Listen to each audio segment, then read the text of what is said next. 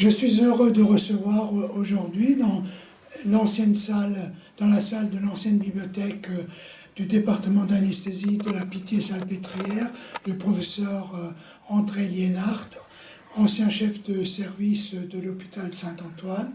Il va débuter par nous raconter un petit peu son entrée dans la spécialité. Oui, bon, d'abord, ça remonte à de nombreuses années. Pendant mon externat, j'ai jamais été en contact avec l'anesthésie. En revanche, j'ai pris très vite goût à la réanimation et j'ai pris beaucoup de garde. Et quand j'ai été nommé à l'internat de Paris, j'étais à l'époque dans le service de réanimation médicale à l'hôpital Boussicot. Et bon, le patron de l'époque, Isaac, développe les années que je devais passer. Première année en anesthésie, ensuite aller chez tel ou tel, terminer mon internat chez lui, puis le clinica et même l'agrégation. Donc, au moment où je vais faire mon choix de stage, j'ai quelque chose qui est extrêmement clair, précis, me menant vers la réanimation médicale. Et on attend un peu son tour avant de choisir. Et à côté de moi, probablement parce que nommé dans les mêmes rangs, il y avait Georges Gory, qui, lui, me dit qu'il voulait se destiner à l'anesthésie. Son frère se destinait à la chirurgie, lui se destinait à l'anesthésie. Il me demande où je vais aller. Je lui donne le nom du service qui m'avait été proposé. Il me dit, mais non, il ne faut pas aller là.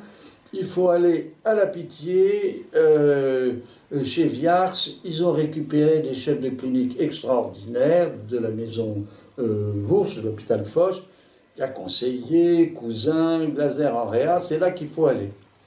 Bon, on n'a pas d'idée, pas terrible, donc j'y vais. Et là, je tombe sur une équipe en or qui m'a donné le goût de l'anesthésie, le goût de travailler avec eux.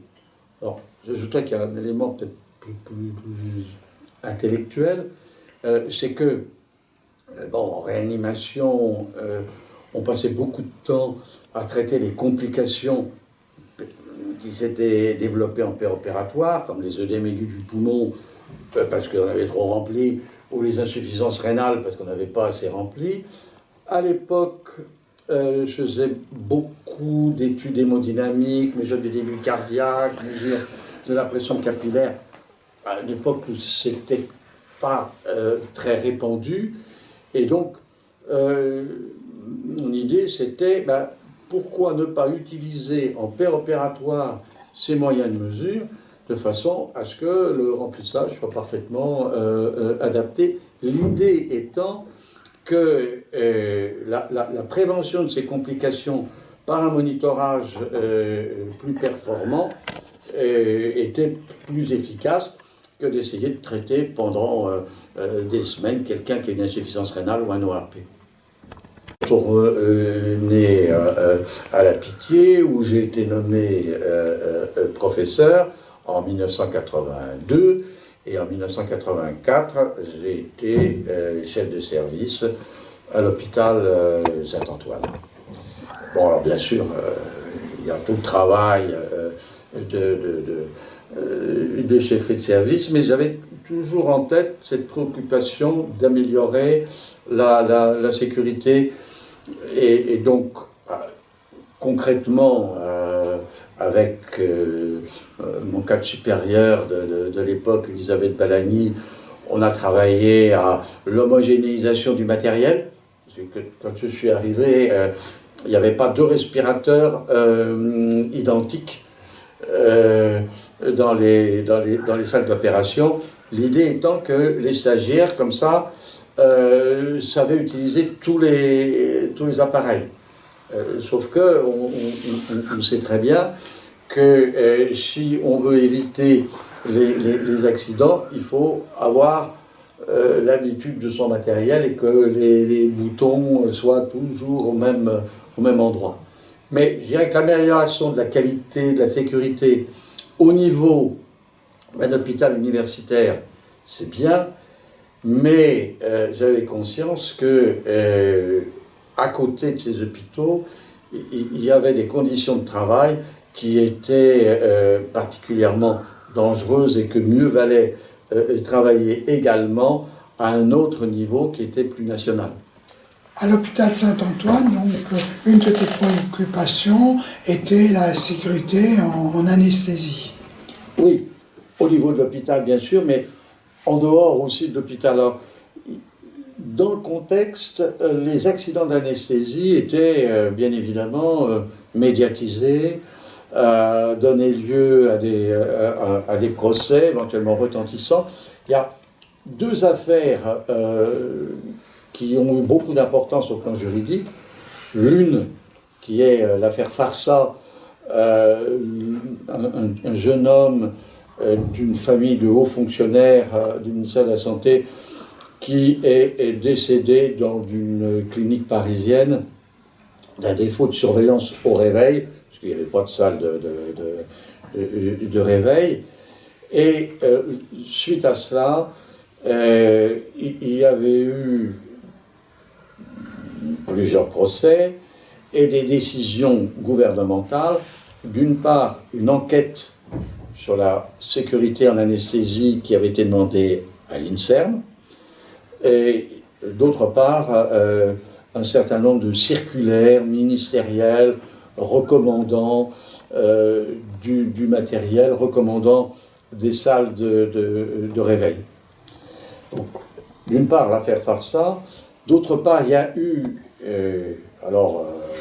c'est du hasard, hein, pratiquement le jour où j'arrivais à Saint-Antoine, en tout cas dans les jours qui ont suivi, l'affaire de Poitiers, à savoir le décès d'une jeune femme d'un accident d'anesthésie, mais avec la particularité que l'auteur de cet accident a accusé, on sait après à tort, mais a accusé un praticien hospitalier d'avoir inversé des tuyaux, et ça a eu un énorme retentissement, d'une part parce que c'était impensable, cette accusation. Bon, elle était plus qu'impensable, puisque en définitive, il s'est avéré que c'était faux, mais ça a montré quand même l'importance d'avoir des moyens de monitorage, d'avoir des appareils plus sûrs. Et donc, par ailleurs, la Société française d'anesthésie généralisation, la SFAR, a produit des recommandations, mais c'est vrai que ces recommandations s'adressaient qu'aux anesthésistes et pas aux directeurs d'hôpitaux ou à ceux de cliniques, ceux qui pouvaient décider d'implanter des salles de réveil ou d'acheter un matériel adéquat. Mais ces procès ont quand même apporté une sensibilisation.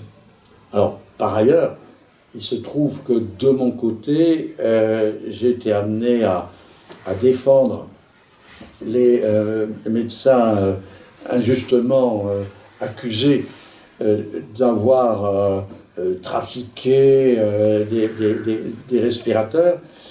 Et outre qu'on a pu tirer d'affaire aux assises ces praticiens, il y a eu un peu un retournement de tendance au niveau des syndicats à l'époque,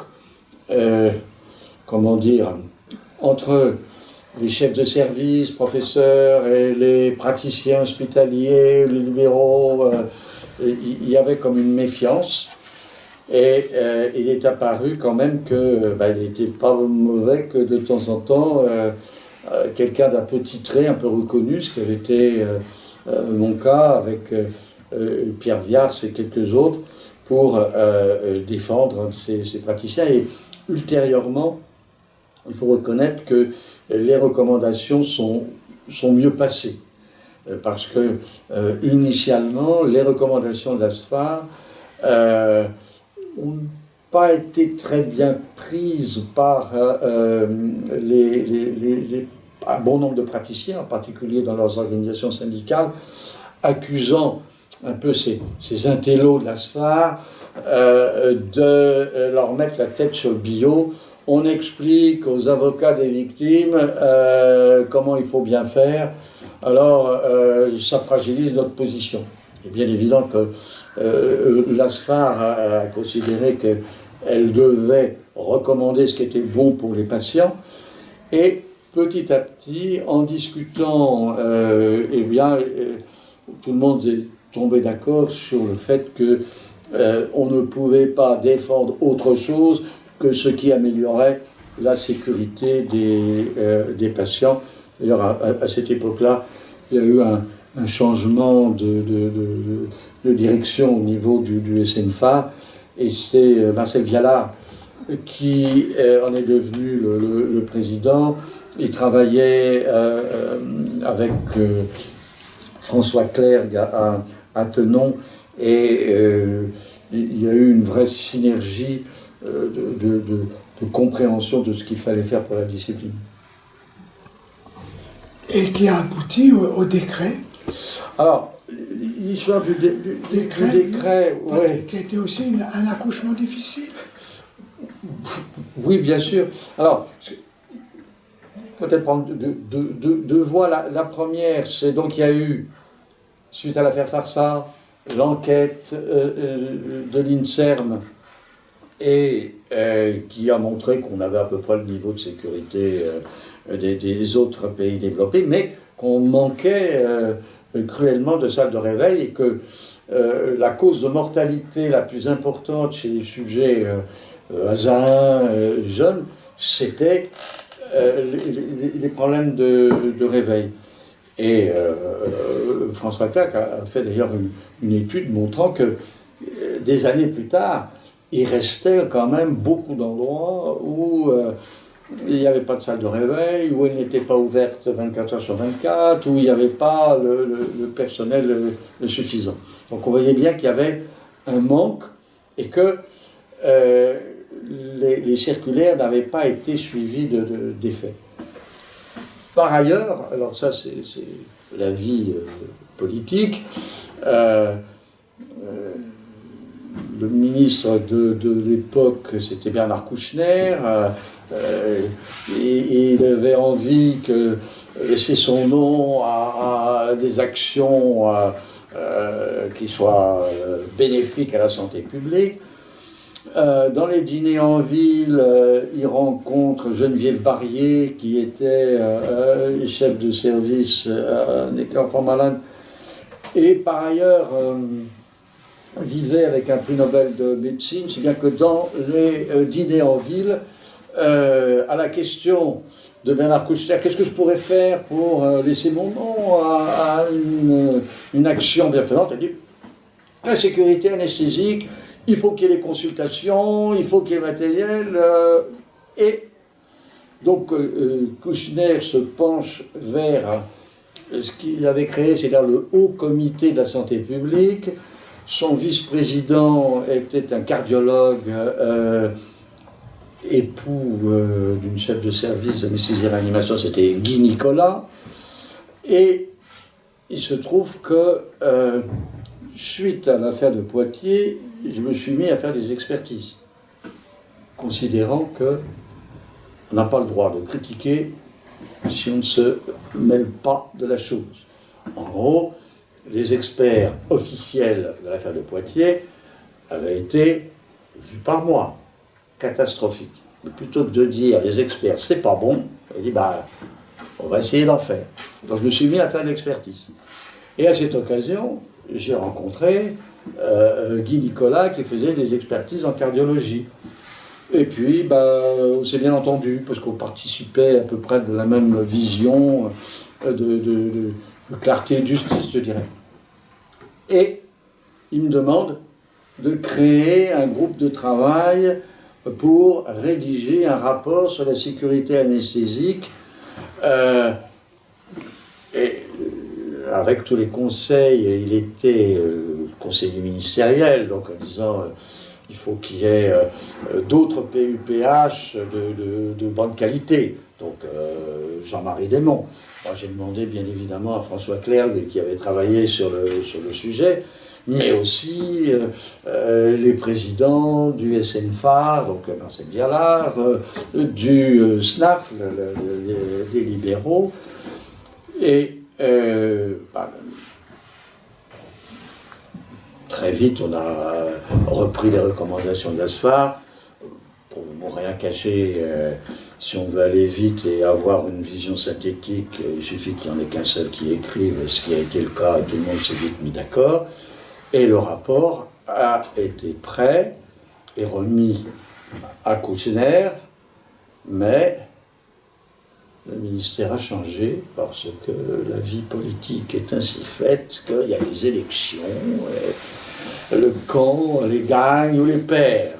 Et donc, le ministre suivant a demandé à ses conseillers de s'en occuper, et les conseillers ont considéré que finalement tout allait bien.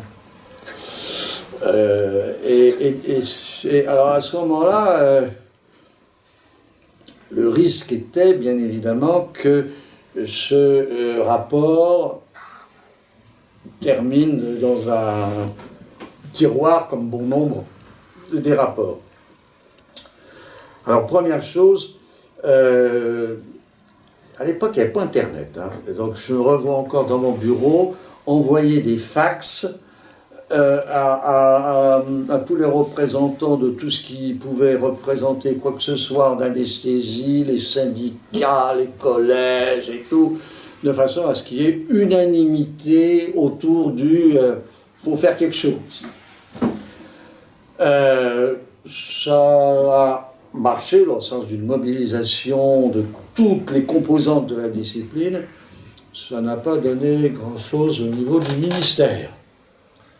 Mais je trouve, j'ai dit qu'on s'était bien mis d'accord avec les différentes composantes de la discipline.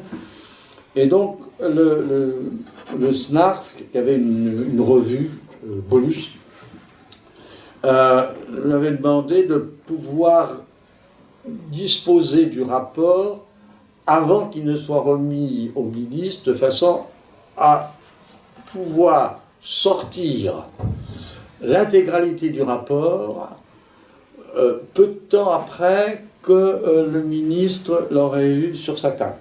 Parce que ça, c'était un grand conseil dit Nicolas. Attention, le ministre doit connaître le rapport avant qu'il ne soit remis officiellement, et personne d'autre doit avoir. C'est-à-dire qu'il doit pouvoir prendre son temps pour réfléchir à la réponse. Donc on a parfaitement respecté ça.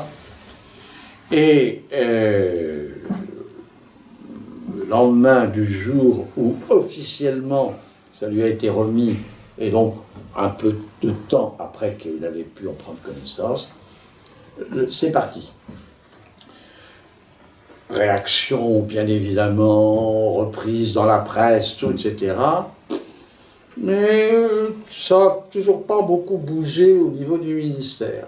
Et à ce moment-là, les syndicats, qui étaient en l'occurrence le SNFA, a contacté des équipes de télévision, je pense que c'était FR3, et donc FR3 Toulouse est allé le soir montrer qu'il n'y avait pas de surveillance en salle de réveil dans le sud de Toulouse. Et le ministre a été prévenu, c'était Douste Blazy, qui était maire de Lourdes, que le prochain reportage serait à l'hôpital de Lourdes, où il n'y avait pas non plus de salle de réveil. Eh bien, il n'y a pas eu de reportage, il n'a pas eu lieu, puisque dès l'annonce que ça pourrait se faire, on a été convoqué. Qu'est-ce que vous voulez ? Ça qui est écrit, c'est-à-dire un décret avec les consultations, avec la programmation opératoire, avec du matériel, enfin le décret de 94. Et bien évidemment, c'est la conséquence logique de toutes les recommandations de la SFAR. Donc, d'une manière très simple, on a pu dire que ce qui avait été élaboré intellectuellement avait abouti au décret. La réalité est qu'il a fallu un tout petit peu tordre le bras en se mettant d'accord tous, parce qu'on se faisait tous confiance, pour arriver au décret dont il faut bien reconnaître qu'il a eu la vie dure. D'accord. Et ensuite, après le décret, je crois qu'il y a eu une étude ultérieure pour un petit peu vérifier les conséquences. Oui. Alors, je ne sais pas si tu avais été directement impliqué dans l'étude. Je crois qu'à l'époque, c'était Marie-Claire Laxner qui était présidente, non? Oui. Alors, j'ai dit tout à l'heure que à un moment donné, on a été convoqué chez le ministre. Et donc, on y est allé, je me souviens, à 3. Marie-Claire Laxner, parce qu'elle était la présidente en titre. François Clergue, parce que je considérais qu'il avait beaucoup œuvré dans ce domaine. Et puis moi, qui était le rédacteur principal et le responsable du groupe de travail. Donc, à ce moment-là, on a demandé au ministre, donc le décret, mais de ne pas refaire d'études sur la sécurité en disant, écoutez, ça sert à rien, ça va perdre du temps, coûter de l'argent, voilà ce qu'il faut faire, mais nous prenons l'engagement de faire une enquête quelques années plus tard, pour voir si ce qu'on a demandé a porté ses fruits ou non. Donc c'est le point de départ de cette discussion. Alors le problème, c'est que l'enquête de l'INSERM passée, c'était un moment où il y avait un accident mortel à peu près pour 10 000 anesthésies, donc un échantillonnage avait permis de répondre à la question. Là, on se doutait que la sécurité aurait été améliorée, en particulier grâce au décret, et donc un échantillonnage n'aurait pas suffi. Et donc il fallait passer par l'intégralité des anesthésies sur un an. Alors, problème, comment faire? Alors, là, pour le coup, c'était pas l'INSERM qui était promoteur, hein, le promoteur, c'était la SFAR, qui voulait le faire, puisque c'était engagé auprès du ministre. Bon, soit dit en passant, les ministres avaient changé entre-temps, et tout le monde avait oublié quel avait été notre engagement. Donc, au-delà de l'engagement, il y avait qu'on voulait savoir. Et donc, on s'est rapproché de l'équipe de l'INSERM qui, quelques années avant, avait fait cette étude. De façon à ce que, au plan statistique, tout ça, ça tienne la route. Et donc, c'était au départ le SC8 et c'est devenu le CEPIDC, le Centre épidémiologique des causes de décès, avec Éric Zougla et Françoise Péquignot. Et donc, on a construit, si je puis dire, une fusée à plusieurs étages. Premier étage, une enquête permettant de relever l'ensemble des anesthésies avec leurs caractéristiques. Ça a été l'enquête 3J. Et un deuxième étage qui est de partir des certificats de décès pour interroger les médecins qui avaient eu à connaître ce décès. Alors, tout ça a été très clair et très clairement expliqué en conseil d'administration, étant entendu que entre les deux, il y avait glissé l'enquête démographique qui n'avait rien à voir, mais ça permettait de maintenir, si je puis dire, la pression sur le milieu anesthésiologique aidez-nous. Donc, premier temps, l'enquête 3J, et effectivement, ça a été le travail principalement de François Clergue, Marie-Claire Laxonner et du SC8, Françoise Péquignot et Yves Roy. Et puis bon, quelques autres, hein, j'ai aussi aidé, mais enfin, c'est eux qui étaient les principales chevilles ouvrières, et ça a donné la publication dans l'anesthésiologie, dont bien sûr les annales dans la revue de l'ASFA. Ça a aussi été très bien vécu par l'ensemble de la discipline parce que ça permettait à tous, et en particulier aux libéraux, de montrer l'importance du travail réalisé par les anesthésistes. Et en particulier, ça a montré que le nombre d'anesthésies avait doublé, que les classes ASA 3 ou 4 avaient doublé en proportion. Donc, c'était valorisant pour la discipline, il n'y avait aucun obstacle. C'est un peu pour ça qu'on avait commencé par cet aspect-là. Le deuxième étage de cette fusée, plus délicat, c'était de récupérer les certificats de décès, possiblement en rapport avec de la chirurgie, de l'anesthésie, et interroger les médecins de manière confidentielle par d'autres collègues. Alors, on a choisi des collègues qui soient ni trop près, pour pouvoir quand même se voir, ni trop loin pour des raisons de temps et financières.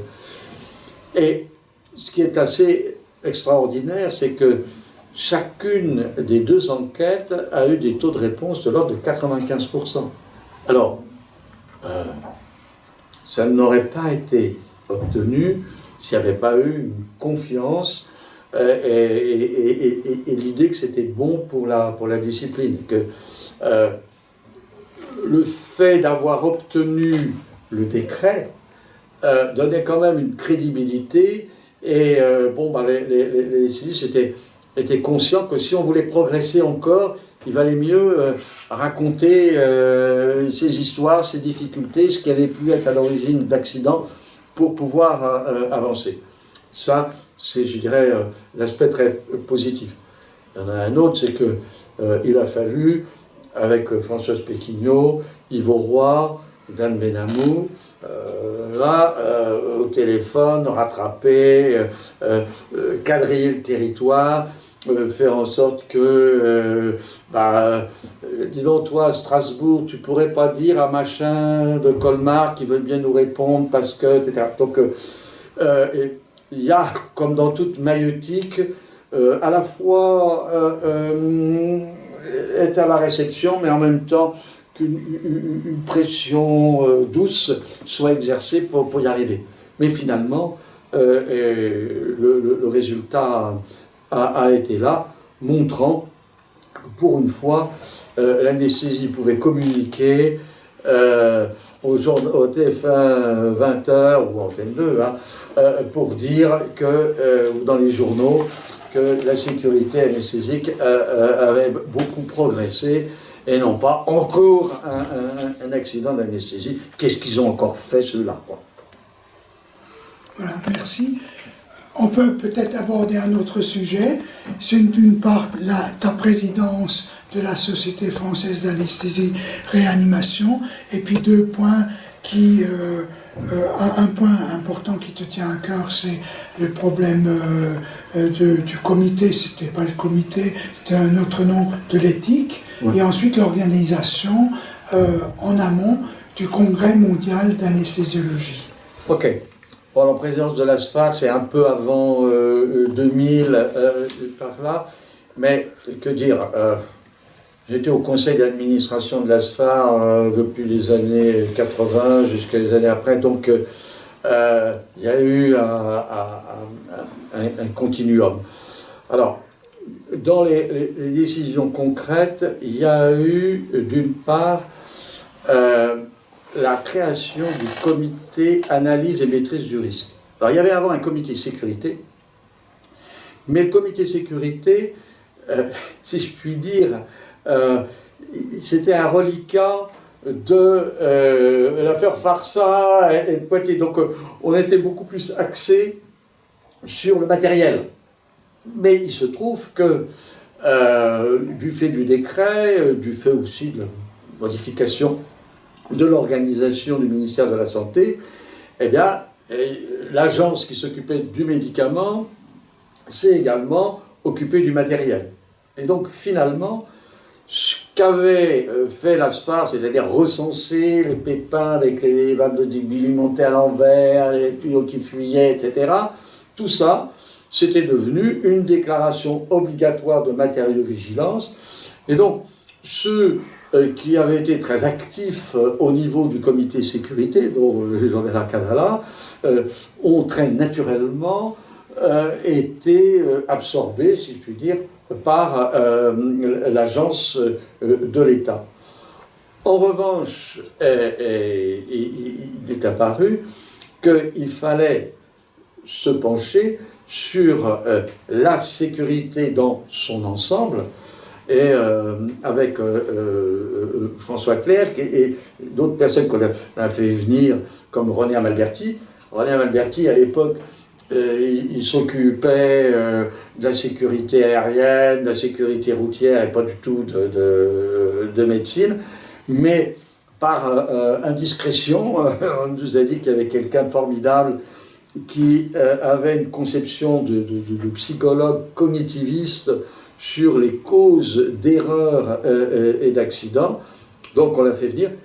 Je dois dire que, alors bon, c'était extraordinaire, ça changeait complètement de vision, et on est toujours, je dirais aujourd'hui, hein, dans cette optique-là, qualité des relations au sein des équipes, c'est pas simplement donc les aspects techniques et matériels, mais le souvenir qu'on était donc autour de l'enquête mortalité, avec, vous imaginez bien, le travail que ça demandait, et des premières réunions, René Amalberti nous demande comment on travaille. Alors on lui explique, on fait ci, on fait ça, les checklists, vérification de matériel, tout, etc. Et là-dessus, il nous dit, ouais, oh, bah, vous devez être à 1 pour 100 000. Voilà, on rame, on est à 1 sur 150 000. Et donc, c'est-à-dire que la simple description de la manière dont on travaillait donnait le chiffre qu'on a montré ensuite, montrant bien l'importance des conditions de travail et de cette conception de la culture de la sécurité. Donc, première action, création du comité analyse et maîtrise du risque. Deuxième création, c'est celle du groupe de réflexion éthique. Alors pourquoi je dis groupe de réflexion éthique et non pas comité d'éthique? C'est que des années auparavant, je me souviens, c'est Christian Conseiller qui devait être le président à l'époque, il savait que j'étais très impliqué dans l'éthique, simplement parce que, sans revenir sur le procès de Poitiers, mais quand je suis revenu du procès de Poitiers, dans la salle où je suis arrivé à Saint-Antoine, ça a été des applaudissements, parce qu'il y avait eu un article dans Le Monde décrivant comment j'avais défendu l'affaire. Ça avait plu, Et immédiatement, le doyen me dit, bon, toi, tu vas être dans le comité d'éthique de l'hôpital. C'était avant la loi Hurier et tout ça. Donc, Christian Conseiller me demande ce que je pense de la création d'un comité d'éthique au sein de l'ASFA, et je lui ai dit que je n'étais pas complètement d'accord, parce que, alors qu'il y en avait un au niveau de la SRLF, parce que la loi Hurier venait à ce moment-là de créer les CCPPRB, et que moi je considère que l'éthique c'est le point de vue de l'autre, c'est prendre en considération le point de vue de l'autre. Et donc, décider de ce qui est éthique entre soi, même si on fait venir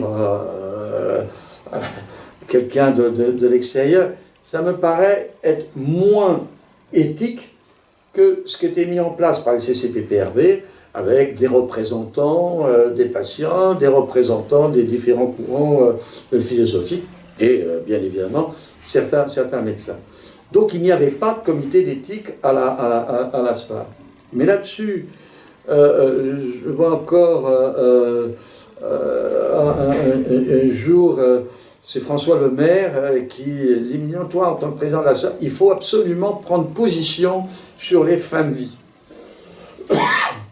Et c'est vrai qu'il y avait eu des problèmes d'arrêt, de réanimation un peu brutale et mal vécue.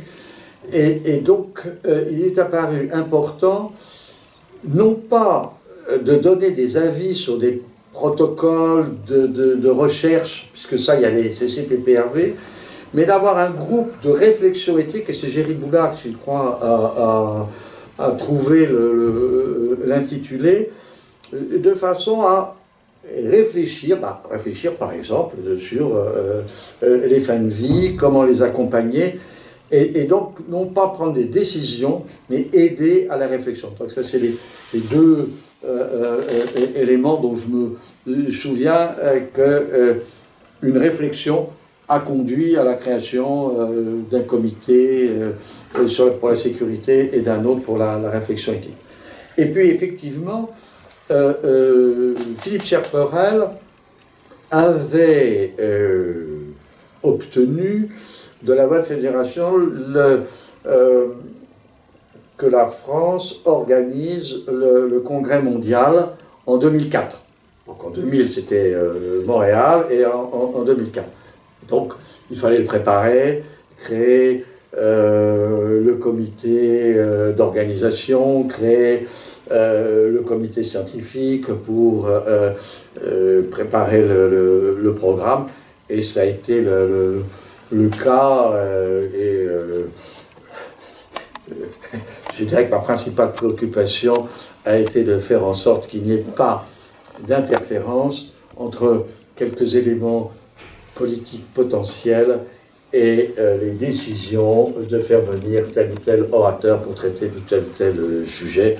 Et pour tout dire, à la session sécurité, je n'étais pas.